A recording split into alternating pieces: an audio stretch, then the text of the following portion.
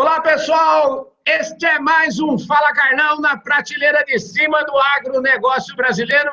E o tema de hoje, mais uma vez, a gente vai falar sobre a cadeia produtiva do mel. Aliás, mel é o seguinte, o brasileiro consome ainda muito pouco mel se a gente comparar com outros lugares do planeta. E quem é meu convidado de hoje é o Daniel Cavalcante. O Daniel Cavalcante é militar, hein, gente? Olha, o Daniel foi formado aí numa escola militar, fez pós-graduação, hoje é professor da FGV e o cara é um craque, entende tudo da cadeia do mel. Ô, Daniel, obrigado pela sua participação aqui. Eu adorei ver a sua apresentação lá no nosso querido COSAG, viu? Obrigado pela sua participação aqui no Fala Carlão, viu? Obrigado você, Carlão, pelo convite. Bom dia a todos os seus seguidores. E obrigado pela oportunidade da gente poder falar um pouquinho sobre a cadeia produtiva do mel, uma cadeia que poucos realmente conhecem. Deixa eu te falar, aqui no Fala Carlão a gente gosta sempre de fazer, antes da gente começar a falar de coisa mais séria, do que a gente veio aqui para conversar, a gente gosta de saber um pouquinho com quem que a gente está falando. Então, eu queria saber o seguinte, Daniel, se apresenta melhor, que a minha apresentação ela é meio caipirona, assim. Eu queria que você se apresentasse mesmo de verdade aqui.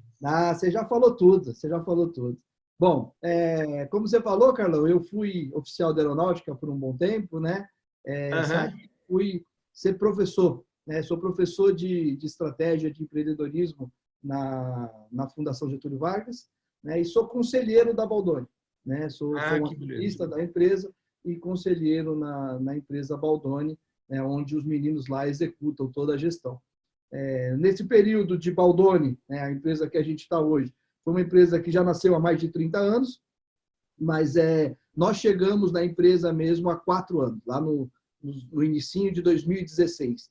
Era uma empresa que, no seu primeiro momento, ela produzia aí cerca de 800 quilos de mel por mês, e hoje a Baldoni, líder no mercado nacional de distribuição do mel de varejo, do mel de bisnaga, mel que vai para a mesa, nós estamos aí com mais de 100 toneladas de mel por mês, chegando aí a 1 milhão e 100 quilos de mel por ano. Então, cresceu bastante, a gente ganhou o nosso espaço no mercado, e começamos agora a trabalhar um pouco com a exportação desses produtos. E é bem bacana, porque eu utilizo o conceito, a estrutura da Baldoni, é uma empresa bem acadêmica, para levar para os alunos. Então, eu levo o plano de negócios da Baldoni para o aluno, o planejamento estratégico da Baldoni a gente leva para os alunos, e ela virou um grande estudo de casos para ser utilizada aí no decorrer das nossas aulas. Deixa eu te falar, esse negócio do mel, você falou que você produz o mel orgânico, também compra de outros fornecedores, para dar todo esse volume. E orgânico, quando falo orgânico, eu lembro na minha cabeça, já vem logo o nome do IBD, lá do meu amigo alemão, do Serginho, da turma toda lá da turma toda lá de Botucatu. Eu queria saber de você o seguinte, você tem certificação aí? A Baldoni é certificada?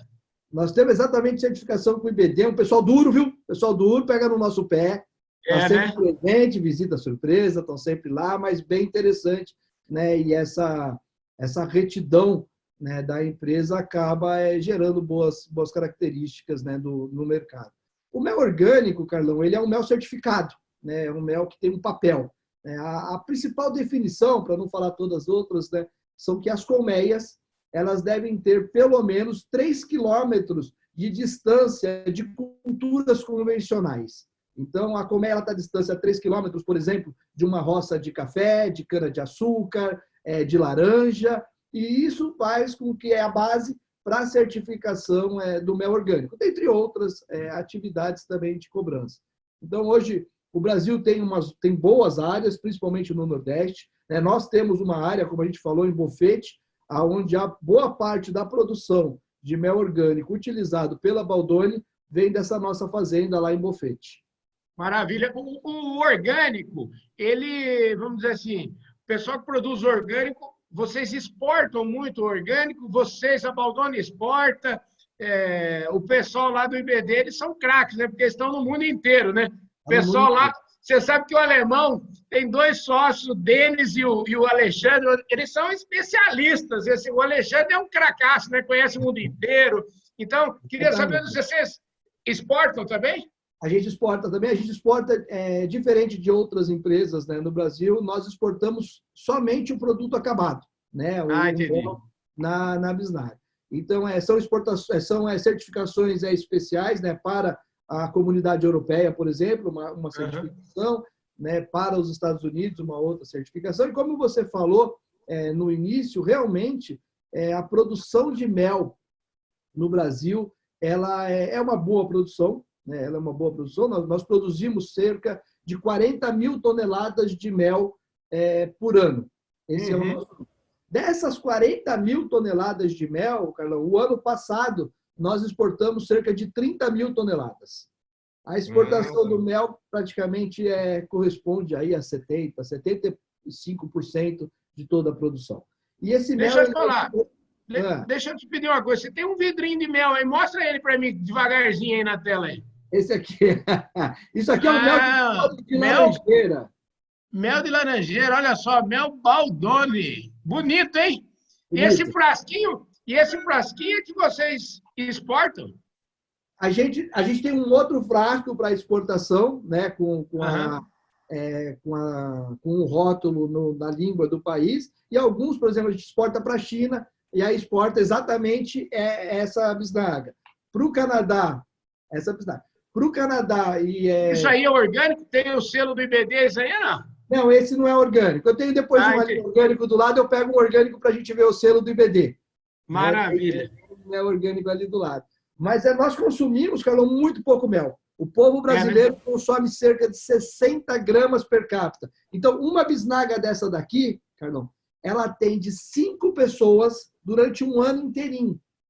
Entendeu? É muito pouco, né? É muito pouco. Se nós compararmos, por exemplo, o nosso consumo de 60 gramas com a Europa consome mais de 1.000 gramas, mais de 1 quilo por pessoa.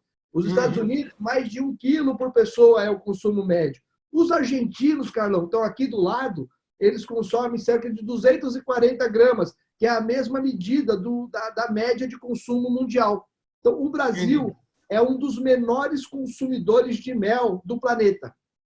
Na verdade, a gente, então, consome 25% da média mundial, que já não é grande coisa. Nós consumimos 4 vezes menos que a média mundial, incluindo os países da África. Barbaridade. Então, nós estamos muito aquém desse consumo. Isso é cultural, né? Isso é cultural no país. Nós não temos, por histórico, o consumo de mel, e acabou que não existe nenhum tipo de campanha, nenhum tipo de trabalho feito pelas associações e até mesmo pelo governo para poder incentivar o consumo do nosso mel. Se a gente pegar, por exemplo, algumas ideias como colocar o mel na merenda escolar. Só o estado de São Paulo tem 7 milhões de alunos. Se a gente der um sachêzinho de mel de 6 gramas para cada um desses alunos, nós já temos aí um volume que é quase metade. A gente já cresce em 50% o consumo de mel da população, além de incentivar as crianças e começar na base a esse consumo. Eles vão consumindo e ganhando o hábito já de criança para poder ter um consumo significativo de mel mais para frente. Agora, do ponto de vista de saúde, do ponto de vista de alimentação, qual que é a defesa do uso do mel? Então, o mel é um produto 100% natural, né? O mel ele é um produto vindo diretamente das abelhas, não existe nenhum tipo de processo, né? Da maneira como o mel chega, ele é colhido, centrifugado, ele chega no nosso entreposto, lá em Campinas, e ele é disponibilizado já diretamente, ele já é porcionado nas embalagens e colocado à disposição do consumidor, né? Diferentemente do açúcar, que é um produto industrial, né? É um produto que ele possui ali uma molécula, por exemplo, de sacarose. O mel já tem a sacarose quebrada em glicose e frutose. Não existe um esforço por parte do organismo em fazer essa quebra para que a gente possa consumir. Então, é um produto rico em sais minerais, rico em algumas vitaminas, né? Além de, como eu falei, é um produto natural e muito bem consumido fora do Brasil. né? O mel ele é muito utilizado também, não, como ingrediente. Então, ele é ingrediente de iogurtes, ele é ingrediente de granolas, de barras de cereais e de outros produtos. Nós utilizamos muito a imagem do mel nos nossos produtos. Porém, quando a gente percebe na lista de ingredientes, o que a gente tem é um preparado de mel. Então, a comunicação feita nos rótulos é uma comunicação daquele produto ter um iogurte com mel, por exemplo. Mas quando a gente percebe isso a fundo, que tem lá um preparado, é uma mistura de água, de açúcar, de um pouquinho de mel e outros ingredientes. Então, trabalhos realizados em legislação de rotulagem ajudariam muito a aumentar o consumo do mel no nosso país. O que precisaria, o que exatamente você está falando aqui para a gente esclarecer melhor? Porque eu até notei isso no dia da sua apresentação, você falou em melhorar a rotulagem dos alimentos. O que quer dizer isso na prática? Na prática quer dizer o seguinte, né? Nós temos lá um pote de iogurte. Esse pote de iogurte está escrito iogurte com mel. E quando você olha a comunicação desse rótulo, praticamente não fala nada sobre iogurte, mas você tem uma imagem muito forte da figura mel. Você tem ali aquele pauzinho de mexer mel, escorrendo mel. Existem medicamentos, Carlão, em que você vê lá a imagem de uma abelha com meias desenhada, a cor laranja, a cor amarela com destaque, muitas vezes, para a palavra mel no rótulo do produto. Porém, quando você verifica a lista de ingredientes desses produtos, principalmente esses produtos, esses medicamentos, eles nem mel têm. O que eles têm ali é aroma de mel. Então, existe uma exploração da palavra mel muito grande pelas indústrias de alimentos. Isso é legal, isso está legislado que pode ser feito, não é nada ilegal. Porém, de certa forma, nós estamos lesando o consumidor. Porque aquele consumidor que adquire um produto, ele olha na embalagem, iogurte com mel, por exemplo, aquela foto maravilhosa de um favo de mel escorrendo. Ele acredita que ele está comendo mel com iogurte, iogurte com mel. Mas, na verdade, não. Ele tem até mel ali, mas a quantidade é muito pequenininha. Então, se você vê, por exemplo, a legislação europeia, é obrigado a colocar quantos por cento, qual o percentual de mel que existe no produto. Então, esse é um iogurte com mel, e aí colocar na frente do rótulo, contém 8% de mel, contém 10% de mel. Mas a gente informar o consumidor quanto ele está consumindo. Porque, na realidade, eles estão consumindo um preparado de mel. Muitas vezes o consumidor acredita que não tem nem açúcar. Mas a gente olha ali a lista de ingredientes, o segundo item, depois do leite, é o açúcar. Daí vem o preparado de mel. E esse preparado de mel também tem açúcar, né? Então, tá misturado ali. E aí tem um corante, caramelo, aí tem um aromatizante de mel para poder dar o aroma, a cor de um produto, como se fosse realmente com mel in natura. Então, uma Mas isso que você está falando, então, esse negócio de melhorar a rotulagem, passa por mudança de legislação, então. Exatamente. Já existem alguns projetos de lei hoje tratando sobre isso, né, para que a gente possa identificar no rótulo principal quantos por cento de mel nós temos em determinado produto que eu falo que tem mel. Uma barra de cereais com mel. Mas é uma barra de cereais que tem quanto? Tem 0,02% de mel? Ou ele tem 4%, 5% de mel? Entendeu? Nós temos uma geleia, cara, nós temos uma geleia, né? A geleia é essa daqui, ó. Ela é uma geleia de frutas com mel. Sabor a mel. Uma geleia de frutas com mel. Esse produto, nós inclusive indicamos aqui no rótulo, ele tem 30% de mel aqui dentro. Tá? Então, não é um produto que tem açúcar, que tem aroma de mel, é um produto que vai com mel. Então, essa é uma maneira que você não está lesando, de certa forma, o consumidor, que você não está induzindo o consumidor a um erro. Te mostra, olha só, isso aqui é um produto que tem frutas e tem mel. E dessa quantidade, 30% desse volume é mel. Então, nós gostaríamos, como consumidores, de identificar no rótulo de barras de cereais, de granolas, de iogurtes, dentre outros, quantos por cento de mel existe especificamente naquele produto.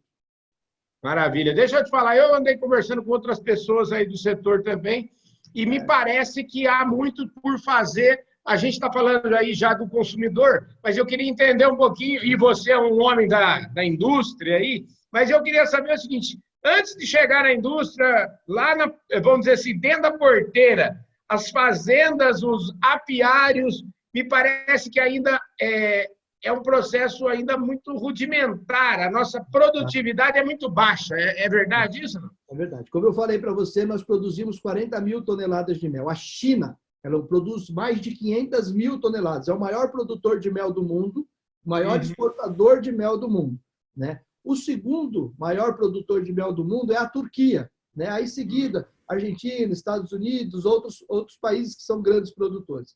A Turquia, ela produz cerca de 100, 105 mil toneladas de mel, contra as 40 mil do Brasil. Mas um fato muito importante, que foi esse que você falou, é como que o apicultor, dentro da porteira, ele cuida do apiário. Geralmente, o brasileiro, o produtor rural brasileiro, ele tem a apicultura como a quarta, como a quinta renda, muitas vezes, né? A primeira renda dele é uma roça de soja que ele tem, uma rocinha de milho, aí ele tem algumas vacas que ele tira um leite, ele tem ali uma granja de suíno que ele vende o leitão, e, por acaso, ele tem 20, 30 colmeias que ele tira um mel. Então, ele não dá uma preferência para aquela atividade, um cuidado especial para aquela atividade de apicultura. Então, hoje o Brasil tem cerca de 3 milhões de colmeias, produzindo cada colmeia aí 15 quilos de mel. Então, a produtividade do Brasil hoje é cerca de 15 quilos de mel por colmeia ano. Carlão, nós estamos no mesmo paralelo que a Austrália,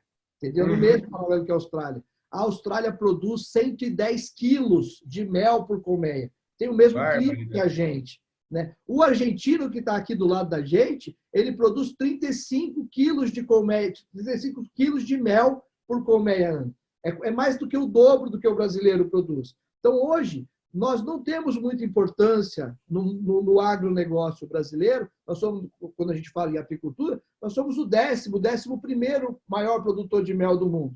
Se a gente dobrasse, nós não precisamos crescer em uma colmeia, mantendo as colmeias que o Brasil tem. A Argentina tem 2 milhões de colmeia, entendeu? 2/3 das colmeias do Brasil, e produz, é a terceira maior produtora de mel do mundo. Então, talvez a gente ganhasse uma importância maior. Lógico, a gente não quer ser maior do que a China, até porque a China tem os problemas dela de produção de mel e da qualidade do mel que ela produz. Mas se a gente dobra, né, chega, por exemplo, a 40 quilos de mel por ano, que não é difícil, é um cuidado melhor que a gente tem que ter com as colmeias. Esses apicultores que a gente conversou, da colmeia, da porteira para dentro aí, que tem a quarta, a quinta atividade dele, é a atividade da apicultura, que tem cerca de 30, 50 colmeias, eles representam mais de 50% dos apicultores brasileiros, né? Que estão dando esse volume, que estão distribuindo os mel para cooperativas ou para intermediários que estão fazendo esse mel chegar em entrepostos, que vai para exportação ou vai para o mercado nacional. Então, um trabalho de conscientização para melhora na produtividade de mel, com trabalhos de genética de rainha, de troca constante de rainha para melhorar a produtividade, de troca de cera, né, constantemente para também melhorar a produtividade da colmeia, de alimentação das abelhas antes de começar a florada, porque com isso você consegue entrar com os enxames mais fortes para a florada e melhorar a produtividade e não ganhar força do enxame durante a florada de mel. A apicultura migratória, onde você consegue colher 3, 4 safras no ano e com isso também elevar a produtividade de mel. Todas essas atividades e muitas outras, a gente tem vários especialistas tratando desse assunto, mas ainda o setor carece de biólogos, de zootecnistas e até de veterinários para poder conversar um pouco mais diretamente com o apicultor, como é feito, por exemplo, com a ração animal no suíno, na granja de aves, né, no gado bovino de corte, aonde você tem a figura, muitas vezes, do zootecnista, né, oferecendo produtos, a ração, e com isso vai toda uma consultoria para o aumento da produtividade. Nós não temos nada disso na agricultura. E isso faz da gente uma das menores, se não a menor, produtividade em quilos de mel por colmeia ano. Isso é triste, né? E é uma realidade que a gente tem que mudar, porque com isso a gente pode chegar a 120, 130 mil toneladas de mel por ano, porque nada de adianta essa legislação nova. A gente traz uma legislação nova para poder rotular por exemplo, o iogurte, vai ter uma demanda gigante por mel. O Brasil não vai ter esse mel. A gente deixa de ser exportador, passa a consumir todo o mel no mercado interno, que é o que acontece com os Estados Unidos. Os Estados Unidos é um grande produtor de mel, produz cerca de 70 mil toneladas, e fora isso ele exporta mais um volume de mais de 120, 130 mil toneladas de mel por ano. O principal cliente do Brasil é os Estados Unidos. Né? O principal cliente do mel brasileiro é os Estados Unidos, que utiliza esse mel não só para a mesa, como ingrediente dos seus produtos. Quer dizer que tem muito o que fazer ainda, né? Isso é bom, né? Tem muito serviço para nós aí, né, rapaz? Muito serviço, tem muito serviço. Escuta, quer dizer, só nutrição, se melhorar a nutrição, só com nutrição e manejo adequado, dá para dobrar isso aí. A gente já dobra isso com facilidade. Só com um bom manejo, entendeu? Um bom cuidado ali com as rainhas e a produção de ovos e o aumento dos enxames. E uma alimentação para não deixar essas abelhas diminuir. Uma abelha dura 28 dias, uma abelha operária, de 28 a 30 dias no máximo. Então, a cada 28 dias, morre abelha de monte. Uma colmeia tem cerca de 50 mil abelhas. Então, a finalidade é manter essa colmeia com 50, 60, 70 mil abelhas, esse enxame completo, para que ela vá forte para uma florada de laranja, por exemplo, né? Uma florada de eucalipto, e a gente tem uma alta produtividade. E chega a tirar, como nós temos, a Baldoni. A Baldoni em Bofete está tirando 85, 90 quilos de mel colmeia ano. Estamos aquém ainda do que o australiano está tirando. E a gente está trabalhando para poder buscar melhorar a produtividade. Mas ainda falta bastante. Ainda falta bastante, né, para que a gente tenha um reconhecimento mundial como grande produtor de mel. Nós temos como qualidade. Né? O Brasil conseguiu alguns títulos de ter aí o melhor mel do mundo, lá na Apimondia, que é o Congresso Mundial de Apicultura. Então, nós somos reconhecidos, sim, por qualidade. O Brasil, Carlão, durante uma década e meia, durante 15 anos, a gente estava falando sobre o orgânico. Durante 15 anos, o Brasil foi um dos únicos, talvez o único país do mundo a exportar mel orgânico. E a gente veio crescendo a exportação de mel orgânico, principalmente para os Estados Unidos. Só que nossa produção ela é constante. Com a produção constante e aumentando a demanda de mel orgânico, nós fomos elevando o preço. Em 2016, 2017, o mel orgânico ele custava 15%, 20% mais do que o mel tradicional. Com a demanda de mel orgânico, foi vindo 17, 18, 19. Lá em 17, 18, o mel orgânico passou a ser 2 vezes mais caro do que o mel tradicional. E o Brasil estava vendendo, oferecendo mais caro.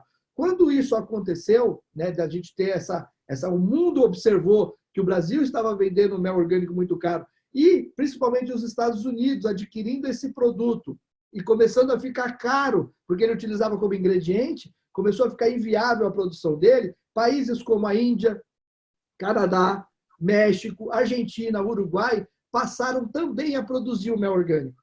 E aí encheram o mundo de mel orgânico. E o americano passou a comprar mais mel orgânico de outros países, porque o Brasil não era mais o único fornecedor. Isso fez com que o preço do mel orgânico despencasse lá dos seus perto de $4 do ano 2017, um preço atual hoje de $1,95.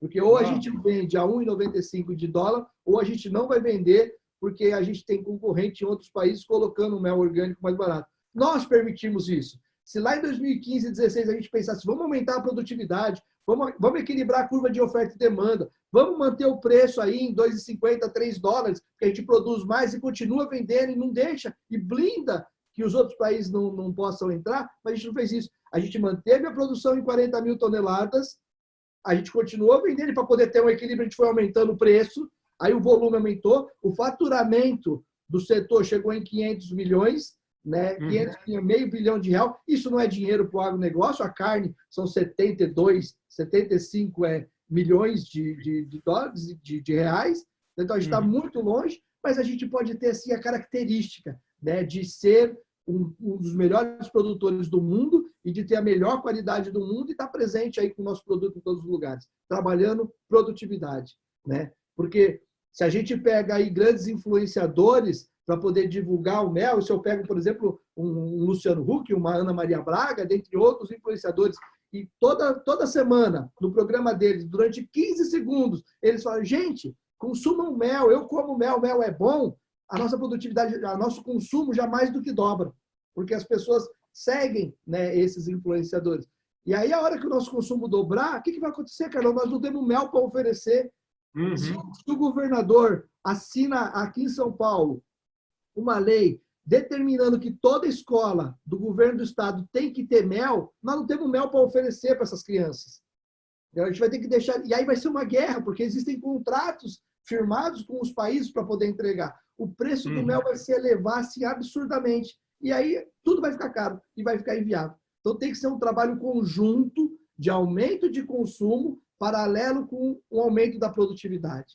Então, trabalho do governo, trabalho da associação, para que a gente possa fazer isso tudo e ter uma apicultura mais sustentável, né, e motivo de orgulho para o nosso país.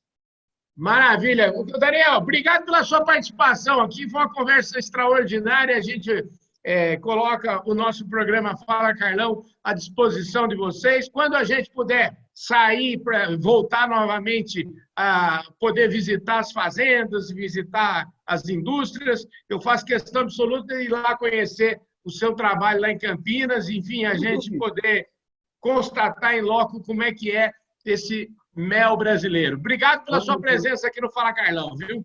Eu que agradeço, muito obrigado, e a gente vai lá sim comer um mel direto do Favo. É isso aí, gente. Mel direto do Favo. Daqui uns dias, logo mais, no programa Fala Carlão.